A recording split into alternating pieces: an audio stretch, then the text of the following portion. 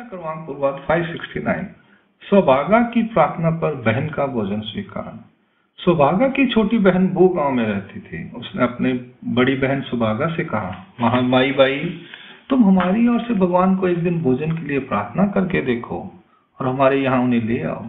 इससे हमें भी भगवान के दर्शन हो जाएंगे। अपनी बहन की बात को मानकर सौभागा भगवान के पास आई। उसने भगवान से वहां बहन के घर भोजन करने की प्रार्थना की। भगवान ने उसकी प्रार्थना को स्वीकार कर लिया। उसकी बहन ने रात को भोजन की तैयारी शुरू कर दी। दूसरे दिन भोजन तैयार हो गया। गांव का पटेल उनके पड़ोस में ही रहता था। उसने रात को पड़ोस में कुछ पीसने और छांटने की आवाजें सुनी। प्रातः काल के समय सौभागा की बहन की पति धोती धोने के लिए गंगा पर जा रहा था। गांव का पटेल रास्ते में ही एक ऊंचे स्थान पर बैठा था। उसने उसे पूछा, रात को तुम्हारे घर से कुछ भोजन तैयार करने और छांटने की आवाजें आ रही थी, क्या बात है? तब उसने उसको उत्तर में कहा, हमारी पत्नी की बड़ी बहन के गुरु आए हुए हैं, उनको भोजन कराने की तैयारी चल रही थी। तब उसने कहा, आज वे तुम्हारी बड़ी बहन के गुरु हैं, कल वे तुम्हारी पत्नी के भी गुरु बन जाएंगे। ऐसा उसने व्यंग भरे शब्दों में कहा। फिर उसने गंगा से वापस आने पर अपने घर में यह बात आकर बताई। तब उसकी पत्नी ने कहा, छोड़ो, उसकी बात को हमें क्या लेना है उससे। इसके बाद सौभागा भगवान के पास आई और उसने उनसे कहा, भगवान भोजन तैयार है, अब मेरे साथ चलें। तब भगवान उस मंदिर के परकोट के पूर्व दिशा के द्वार से 4 कदम बाहर गए और वहां खड़े होकर उन्होंने उस नगर की ओर अवलोकन करके देखा। फिर कहा, सौभागा, हम वहां उस गांव में नहीं जाना चाहते, तुम यही भोजन ले आओ। भगवान की इस बात को सुनकर उसे बहुत दुख हुआ। फिर उसने अपनी बहन को जाकर कहा तो उसे भी इसका बहुत दुख हुआ और कहा, हम पापी लोगों के गांव में भगवान क्यों आएंगे।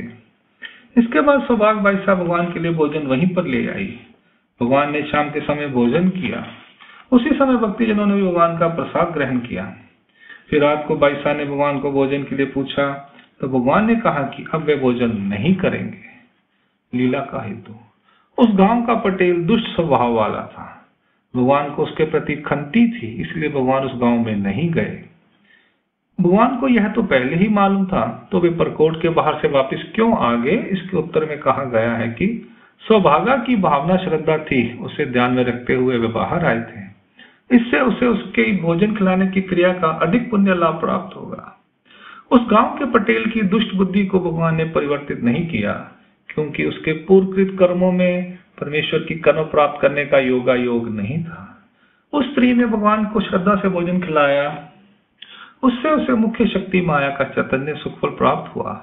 उसके दर्शन और संबंध की कला ईश्वर के पास धरोहर रूप में विद्यमान रही। अंक लीला क्रमांक पूर्वाध 569 यहाँ संपूर्ण होती है। लीला क्रमांक पूर्वाध 570। प्रभात के समय जोगला देवी के मंदिर में प्रयाण। भगवान रावस गांव से निकलकर आगे जाएंगे। कार्तिक पूर्णिमा के दूसरे दिन प्रातःकाल के समय भगवान वहां से निकले और जोगला देवी के मंदिर में पहुंचे।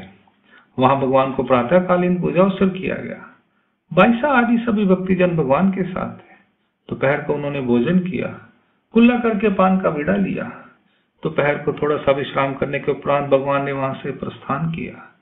लीला कहे तो भगवान ने पूजा अर्चना स्वीकार कर भोजन किया और सामान्य रूप से उस स्थान को संबंध प्रदान किया।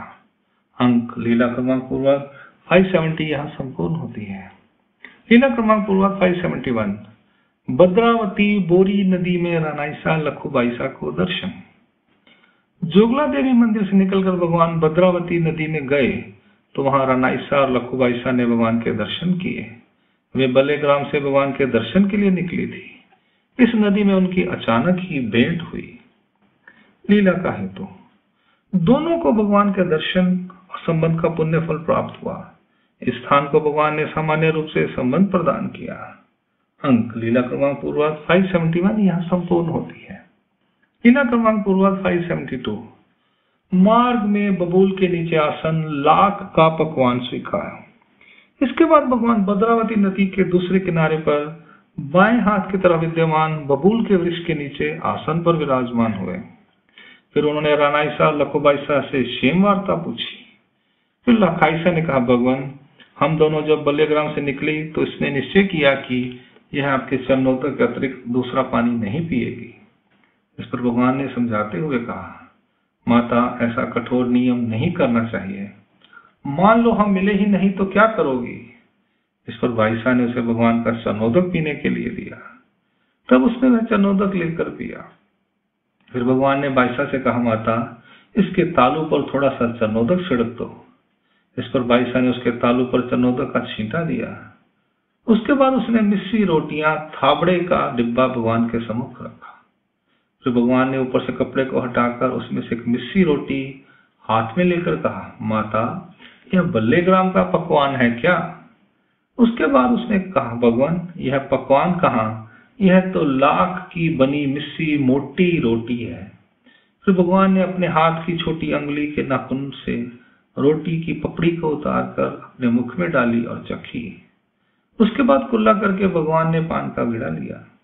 फिर भगवान ने वहां से प्रस्थान किया। लीला का हेतु। रानाइसा ने भगवान के सम्मुख मिस्सी रोटी का डिब्बा समर्पित किया। भगवान ने उसमें से थोड़ा सा लेकर उसे खाया। भगवान की लेवा इतनी दूर से बोझ उठाकर ले आई, इससे भगवान ने उसे विशेष रूप से पुण्य प्रदान किया। इसी प्रकार भगवान ने उसके अनेक कर्मों का नाश किया। अंक लीला क्रमांक पूर्वार्ध 572 यहाँ संपूर्ण होती है। दंड प्रणाम। जय श्री कृष्ण।